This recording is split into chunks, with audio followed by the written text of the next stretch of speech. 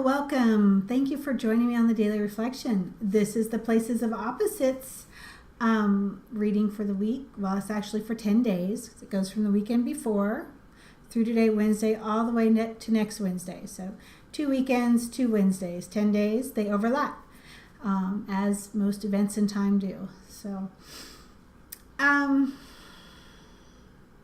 being said, I know that I'm going to be making some changes to my videos. Not honestly quite sure what that's going to look like yet. I see that maybe it's time to evolve the Places of Opposites or switch it out into something else for a little while. And that I do believe the daily card videos will likely continue, but I'll just keep you posted. I'll try to keep you posted here and in my newsletters and on Facebook. And if I figure out how to do it, I'll try to keep a live update going on the website. Speaking of the newsletters, the last few days I have not been able to get them out, not because of my own time management issues or anything like that, but because I could not get MailChimp, the program that I use online to create them and organize them, to load. It would let me log in and then it was just a blank screen. So I'm working through that. Hope to have the newsletters back online soon, but I wanted to give you a heads up here. So also we'll be running some different pricing schedules for the holiday and the holiday season. Just, probably some buy one get one offers, things like that. And again, I'm not 100% sure what they'll look like, but I will know by the end of this weekend. So I will also keep you updated on that at the weekend reading and Monday as well. So, all right, today we're going to be using the Healing with the Angels Oracle cards and the Hanson-Roberts Tarot. Meditation moment. Today I was looking at the cycles of how we process things and the moon cycles. And the moon cycles in the terms of the month. So new moon, where we're internal in the womb, in that creative space, visioning, quiet, through the waxing moon and the full moon when we're expressing and visible and shining, to the waning moons when we can release and purge and let go. But also the new moon to full moon astrological cycles. So it takes about 6 months for a new moon in a sign to become the full moon in the same sign. So for example, new moon in Scorpio is coming up in a couple days, and in approximately 6 months, so this summer-ish, November, December, January, February, March, April, May, so spring, it will be the full moon in Scorpio. So what, in that womb period of the new moon that you want to create and start visualizing that, you want to be able to have and shine bright in, in the spring, in May. So just was really looking at those cycles and noticing where I match, what that means for me. And that's just what I encourage you to do, is to look at how you are living your life throughout the month. Are you aware of the ebbs and flow in energy? Are you aware of your creative processes? Are you aware of where you expand and where you get quiet? And can you set your intent to work on certain things and allow them to have the bigger cycles, 6 months, a year, year and a half. And, shoot, I'm going to have to pause for a minute because the heater came on. So, do you allow yourself to have your own rhythms? Do you allow yourself to have the ebb and flow? And for men, do you allow yourself to have it? Do you notice your ebbs and flows through the day? For the men, the daily cycle, that diurnal cycle, is a driving force. So noticing when you're more active, when you're tired, when you're creative, when you're receptive. It's really important for men. For women, we have that, but we are much more keyed into the monthly cycle. And for us, it's periods of days of activity and quiet. But also, our rhythms within a day, but just of the two, the men are more on a daily diurnal cycle and women are more on a monthly cycle. And that's just how we work. So how much do you allow yourself to have your own rhythms?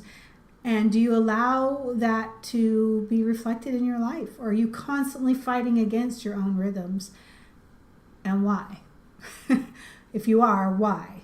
Is it to match a certain expectation? Is it, demands of the job, the way you support yourself? There's just a lot of things. There's a lot of things in all of that you can look at. But that's where I spent my meditation this morning. So share that with you. All right. Maybe the blessings of Supreme Being, that whatever happens during this reading will benefit each of us in our spiritual growth, awareness, understanding, connection, and ability to have things in divine timing. I'm going to start with the Healing with the Angels cards. It does, oh boy. Looks like they're going to be the top, bottom, and center. And then actually the tarot will be all 5 positions. So it'll be interesting to look at. Again, places of opposites. This is looking at dichotomies. It's looking at what we're aware of, what we're not aware of. It's looking at past and future.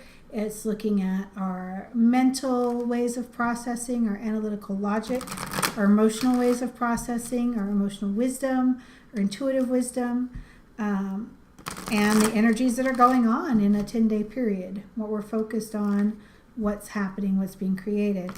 And I connect with all of you as a group. I do believe that those of us watching this have a connection, and that in ways we are working the same energies individually and in probably very different expressions. So, all right.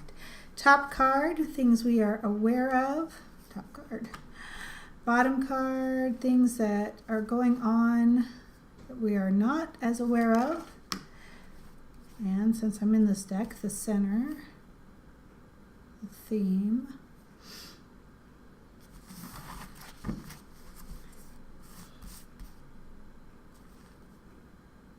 Maybe I'm supposed to wait to pick the center until after I do these 5, because the deck just went cold. So we'll see here. Okay.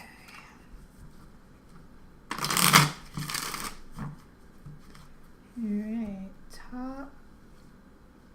You can't see that. Top card.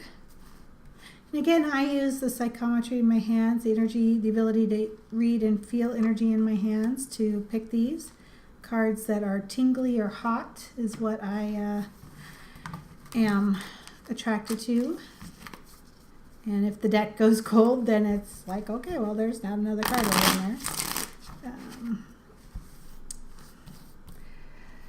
Right. And center.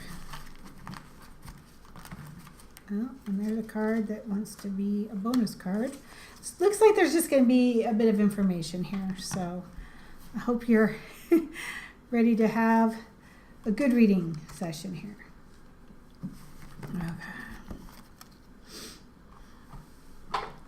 Okay, the top card in the Healing with the Angels, friendship. You probably are noticing what your friendships are like right now. Your new friends, things that are growing and blossoming, connections you're making, new networks of friends. And at the same time, you may be grieving friendship cycles that are waning, ending, disconnecting. You may also be aware of a friendship cycle that was waning that perhaps is ready to regenerate. Again, talking about the cycles of things. Friendships do go through cycles, don't they? All relationships do, where you're excited and engaged and expanding and growing together, and then times where it wanes off and that friendship gets quiet as you engage in another one. And that is all okay. And you're probably just aware of, is coming to accept that BFF, they may be your best friend forever. But even in that cycle, there may be times where you don't communicate with them. And then there's times where you come together again, and it's just beautiful. So allow yourself to have the ebbs and flows in your friendships, and don't feel panicked or scared that they're disappearing, or guilty that you no longer enjoy it, or excited that you want a new one. All of those things are natural cycles of life, natural cycles of communication, and how our spirits grow. So, okay, opposite of that, miracles. Wow.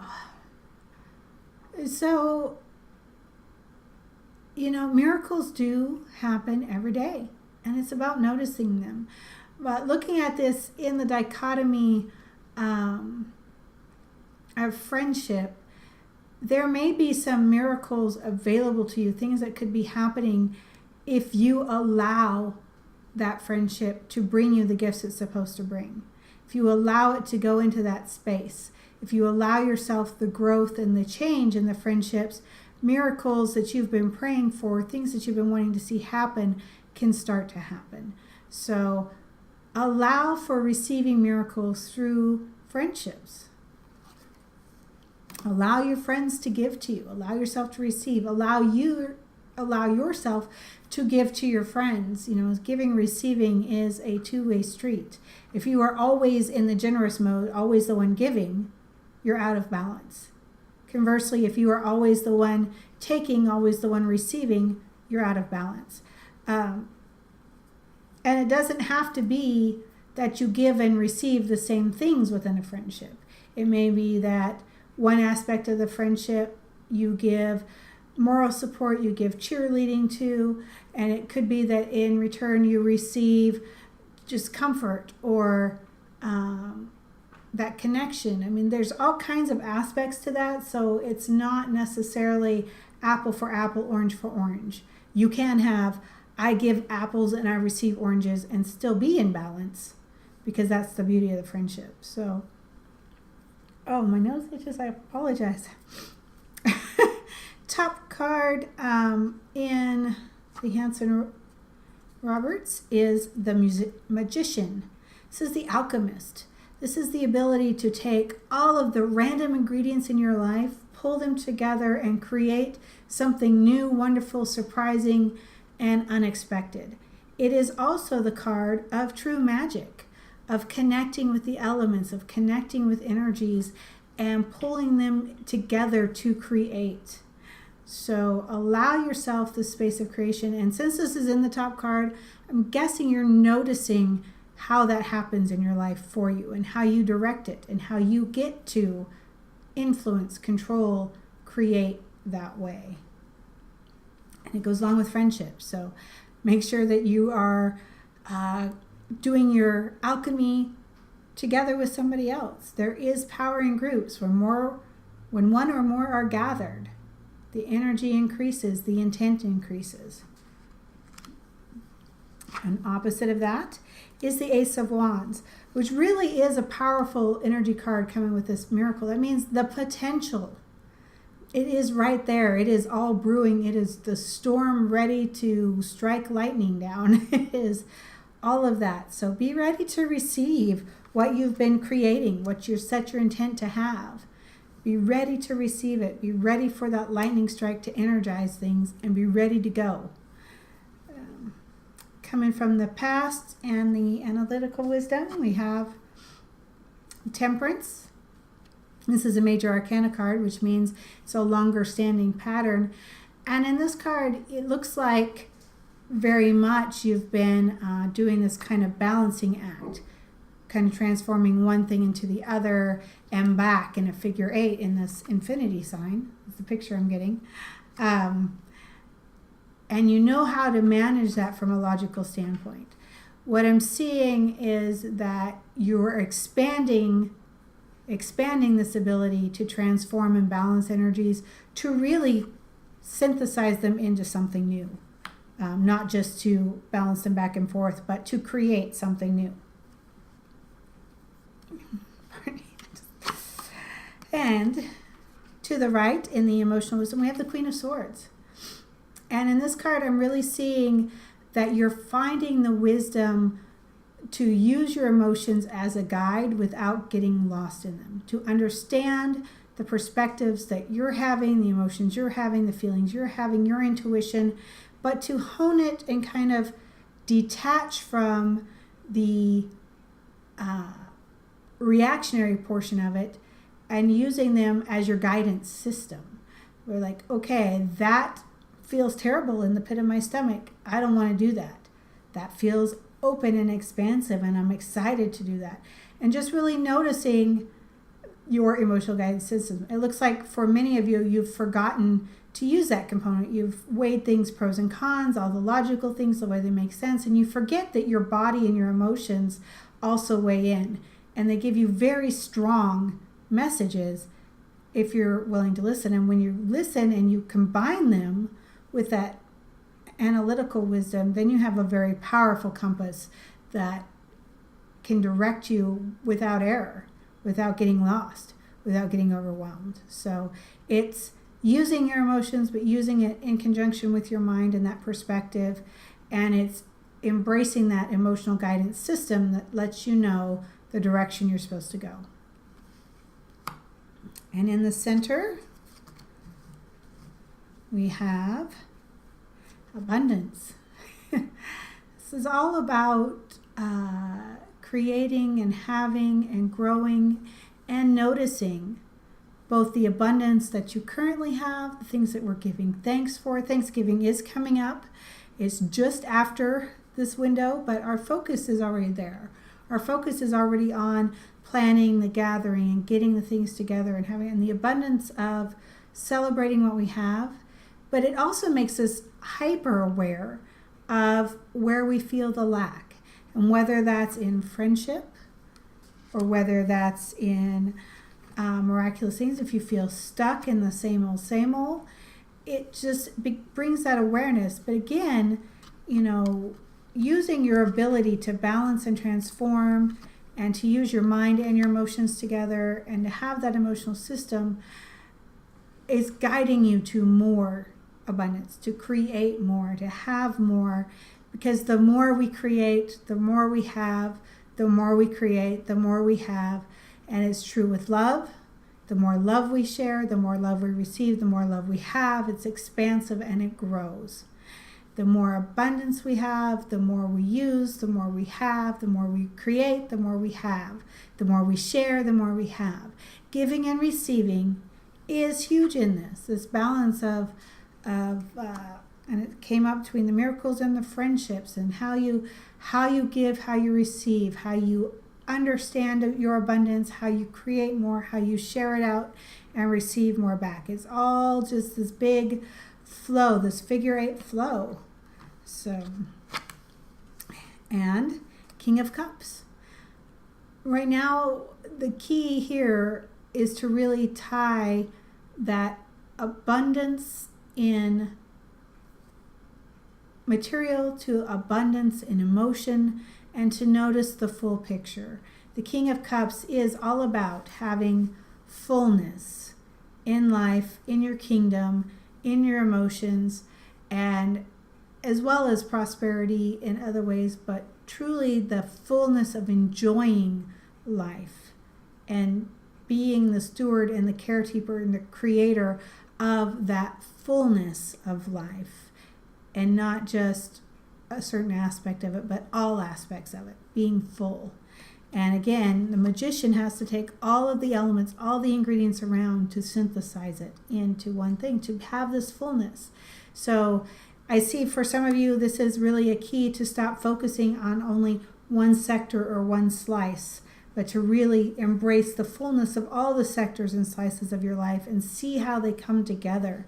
See where you're being led to go, what excites you, what you're tired of, and allow those cycles and the flow to be present in your awareness so that you are ready to pounce on and embrace and run with this miracle energy that is behind the scenes that you're not yet aware of, but will be made aware of. And this bonus card, the Three of Rods.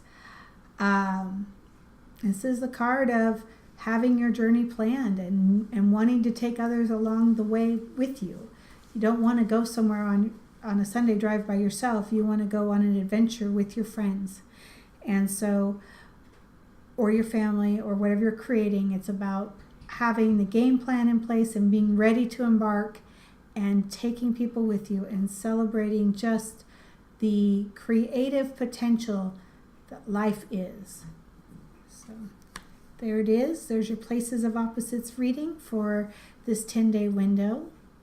And you'll probably started noticing those energies that came in through the past weekend and are in play all the way through this coming weekend and just right up to Thanksgiving. So I hope you enjoy the holiday season. I hope you enjoy this preparatory time, and I hope you really sink into the cycles and notice where you are and become aware of the fullness of your life.